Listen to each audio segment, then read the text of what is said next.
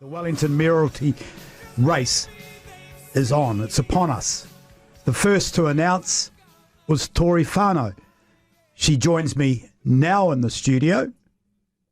Kia ora, good morning. Kia ora, good morning. Thank you for having me again. I think it was about a year ago that I was in here.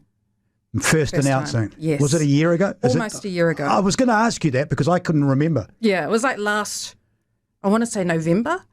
So it feels like it's been a bit of a long time, but it's great to be here.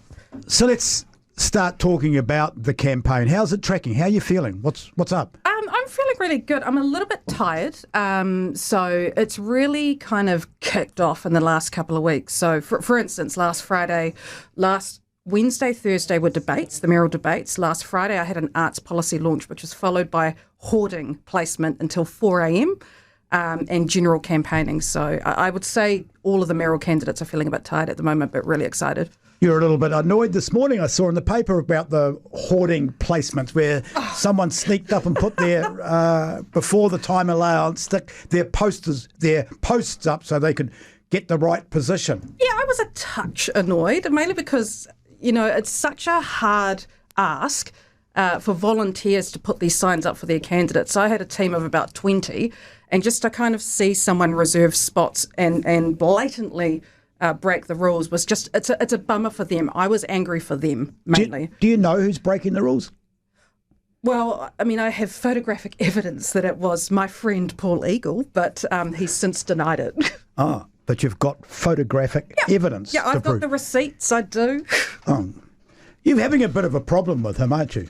Oh. You're leaving Andy alone. You're both leaving Andy alone, and the two cuzzy bros are having a go at each other. Well, I'd like to think of it as kind of like a brotherly, sisterly kind of rivalry type thing. Like Paul and I are mates, and I think that's probably why I feel quite comfortable in calling him out every now and then, because we get on so well. Okay.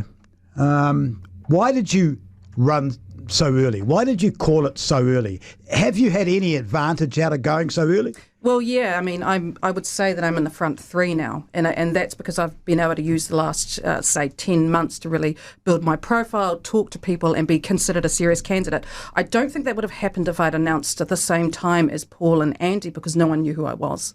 Okay. What benefits or disadvantage will there be with your alignment with the Green Party? Yeah, I'll start with the advantage. I've made no secret, even though I'm running as an independent, I've made no secret about my support for the Green Party, because I genuinely believe they have the best policies. They're very much centred around, like a circular economy, the planet, people, and so forth. And that's always been my starting point and where my values lie. Why I'm running as an independent, and perhaps why others see it as a disadvantage, is I'm someone who can put my politics aside, be pragmatic, and just collaborate, negotiate, and make things work. Bring a team together to get things done.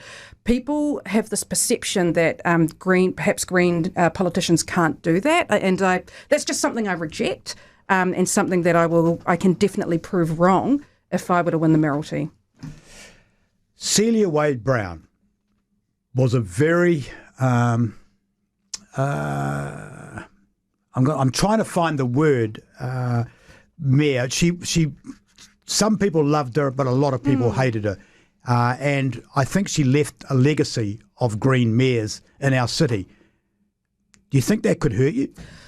I hope it wouldn't. So I think she was, it's unfortunate because she's been tarnished by the island-based cycleway project, which has been quite hard for that suburb over the last few elections.